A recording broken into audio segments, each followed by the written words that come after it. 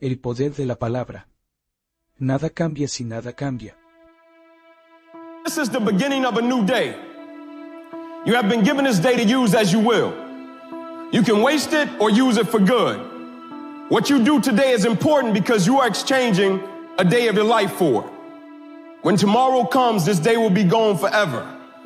In its place is something that you have left behind. Let it be something good. You know, where you're going, right? Where you're destined to go, it's not supposed to feel good all the time. It's not supposed to be easy. You know, so when you're going through seasons of discomfort, seasons of feeling overwhelmed, feeling pulled in a lot of different directions, understand that it's a part of you getting to the place that you want to be, you getting to the best version of yourself. It's all playing a role. If you win enough days, you win the week. If you win enough weeks, you win the month. If you win enough months, you win the year. And if you win enough years, you win the life. And it's that simple, all right? There's no magic outside of that. There's a saying, there's a quote that I really believe in, that when the pain of the current reality becomes greater than the fear of change, that's when we change. So like when the pain becomes so intense that it's greater than the fear that you have of the unknown, then you'll go into the unknown. Sometimes you need to feel the pain and sting of defeat to activate the real passion and purpose. You would rather find purpose than a job or career. Purpose crosses disciplines. Purpose is an essential element of you. Challenges come so we can grow and be prepared for things that we're not equipped to handle in the moment. When we face our challenges with faith, prepared to learn, willing to make changes, and if necessary to let go, we're demanding that our power be turned on.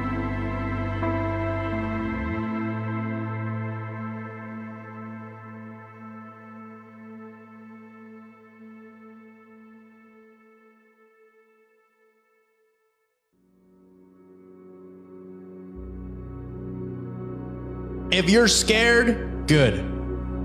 Do it scared. When anyone is pursuing something new and it terrifies you, that just lets you know that it's valuable and potentially world-changing. If it doesn't scare you, it's not big enough. If people don't doubt you, it's not big enough. If you don't contemplate quitting, your vision is not big enough. Everyone goes through these things, but the ones that push through are the ones who succeed. You know, there's something powerful that once you just sort of embrace the fact that in order to achieve something big, you've got to get rid of these distractions, you're probably going to have some suffering to get there or some sacrifice to get there. Suffering and sacrifice and hard work is an indication of progress towards our dreams. The lack of sacrifice, the lack of suffering in our lives, its removal, its non-existence also equates to a non-existence of a great life, a non-existence of a dream happening. When we're suffering and sacrificing, we wonder whether it's worth it. We wonder whether we're supposed to. We wonder whether sacrifice or setbacks or suffering is a sign it's not our real dream. And so just remember this, you're supposed to suffer and sacrifice. Hear me. It's not what you're capable of. It's what you're willing to do. It's not what you're capable of, it's what you're willing to do. I know plenty of people that are capable. I know fewer people that are willing. If I want to be good, I gotta wake up in the morning, I gotta do the extra work. And I gotta show up when other guys aren't. And I've gotta learn, I've gotta continue to be open to learning. But I had to take it to a new level that the other guys wouldn't. Whatever they ask me to do, that's what I'm gonna do, to the best of my abilities. I'm gonna go out there and compete as hard as I can. And I'm gonna treat practice like a game. I'm gonna work hard in the weight room. I'm gonna work hard in the film room. I'm gonna work hard to be a good student. We're all gonna have to face the consequences of our decisions at some point in our life. You can scroll social media and play video games and pretend that reality doesn't exist. But the reality is a moment is coming where you have to face your decisions. Were you the person that you wanted to be? Did you live the life that you wanted to live? With all the distractions in the world, it's real easy to pretend that moment isn't coming. But the truth is, it's coming and you don't know when. And that is why you have to live your life in such a way that if that moment arrived tomorrow, you would be happy with how you lived your life today.